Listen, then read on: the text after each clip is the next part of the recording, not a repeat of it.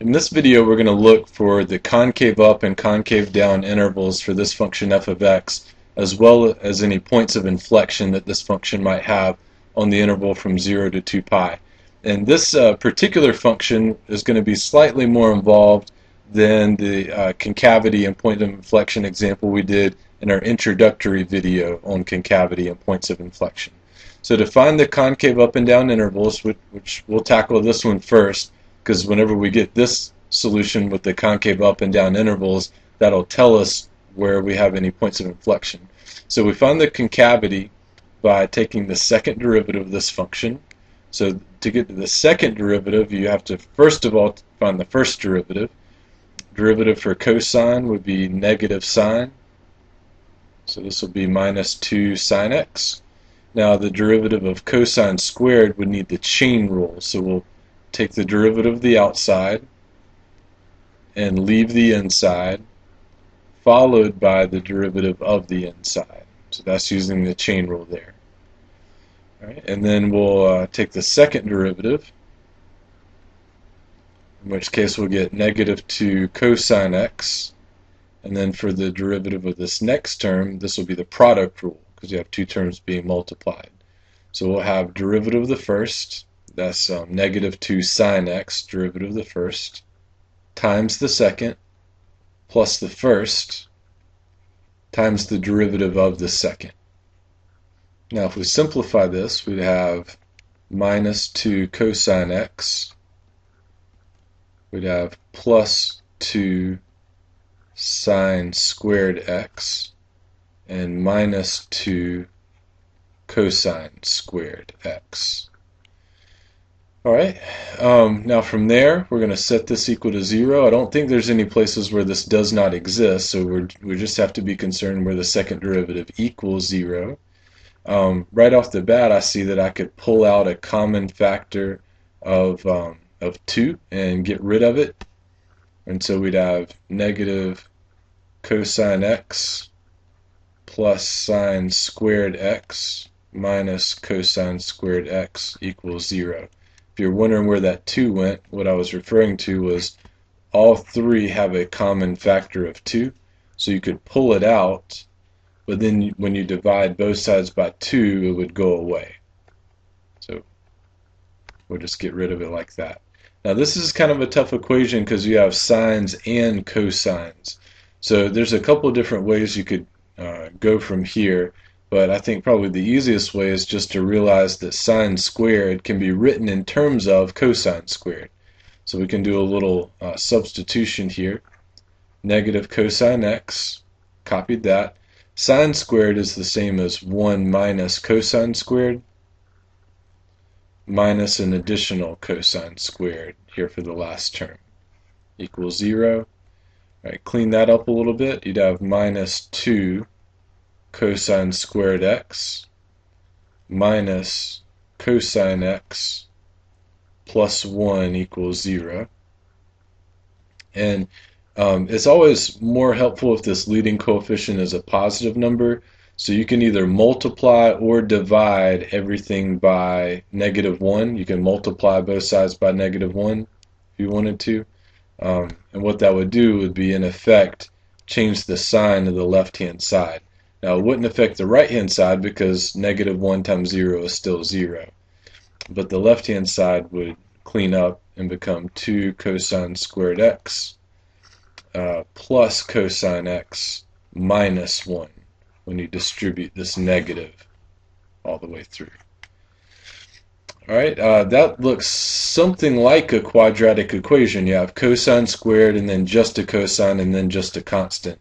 So we're going to try to factor this the same way that we would a quadratic equation. And hopefully it'll factor. Let's try. 2 cosine x and cosine x. That's the only way to really get 2 cosine squared. And if the numbers have to multiply to 1, it'll likely be a 1 and a 1.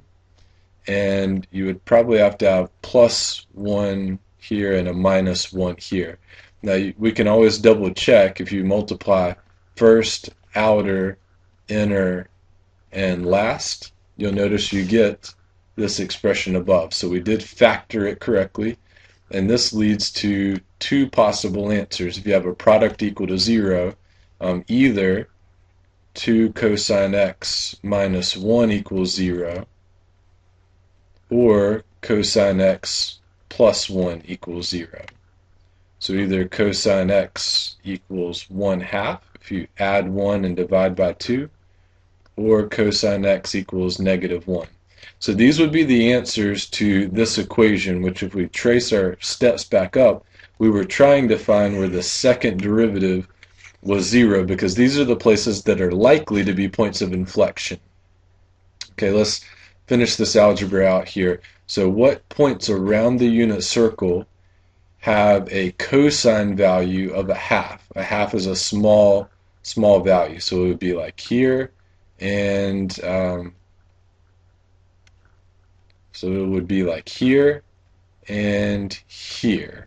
So that would be pi over 3 and 5 pi over 3.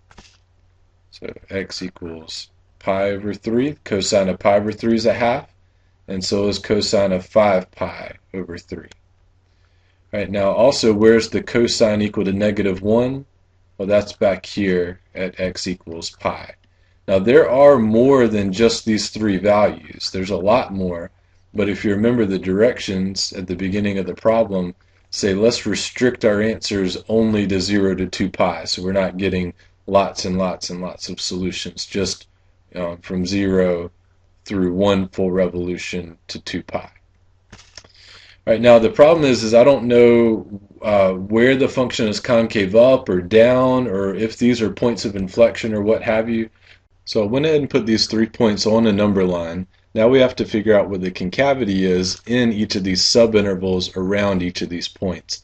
So what I went ahead and did was I picked some test points in each little subinterval, and we're going to test the concavity at each of these points. So I chose 0 before pi over 3, pi over 2 between pi over 3 and pi, 3 pi over 2 between pi and 5 pi over 3, and then 2 pi after 5 pi over 3.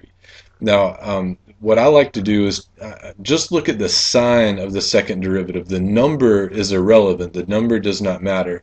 So, for instance, -2 will be a negative, and if we plug in, let's plug in 0. Cosine of 0 is 1. 1 times 2 is 2. 2 minus 1 is a positive number. It doesn't even matter what it is. And 1 plus 1 makes 2. That's a positive. So a negative times a positive is negative, indicating that before pi over 3, where the test point 0 is, the interval is concave down. Concave down. The second derivative is negative. All right, you plug in pi over 2, you get a negative times a, this will be a negative because 0 minus 1 is negative, and 0 plus 1 is positive. So a negative times a positive is positive, indicating the interval that test point is in is concave up. All right, plug in 3 pi over 2. Cosine is still 0 there. That's the only place where you have x's. So you would actually have the same thing, negative times a positive. So this would be concave up also. And then lastly, 2 pi and 0 are the same terminal point. So if f double prime of 0 is negative, then so would f double prime of 2 pi. It'll also be negative. So that indicates we'll be concave down after 5 pi over 3 as well. So we're concave down, then concave up, then concave up, then concave down. That's our intervals that are concave up and down. Now the last thing would be just to express the answer in an appropriate way, and I went ahead and wrote this down. The concave down intervals, you notice I wrote from 0 to pi over 3. Now why did I not just say negative infinity to pi over 3?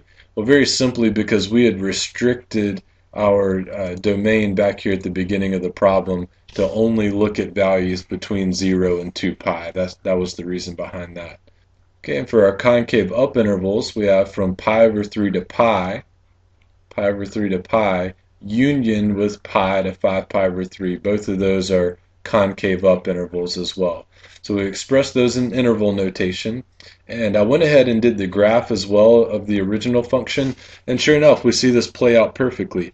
It's concave down in the first portion of the graph from 0 to pi over 3, and then right here it changes concavity. I'll highlight this in yellow. It changes concavity from concave down to concave up, and it's concave up until you get to pi, and then it starts concave up again from pi on to 5 pi over 3, and then it switches to concave down from 5 pi over 3 the rest of the way to 2 pi. Now, that's your intervals that are concave up or down. Now, what's the points of inflection? Well, if you remember the definition of a point of inflection, that's a place where the function changes concavity from concave up to down. Now, I only see two places on the number line where that happens. One place is right here at pi over 3 because it changes from concave down to concave up, and at 5 pi over 3 because it changes from concave up to concave down. Notice that pi is not a point of inflection because it doesn't change concavity there. It goes from concave up and it stays concave up.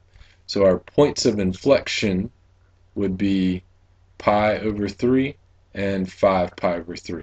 So that's all we wanted for this particular problem. We wanted the concavity and the points of inflection only on this restricted interval from 0 to 2 pi.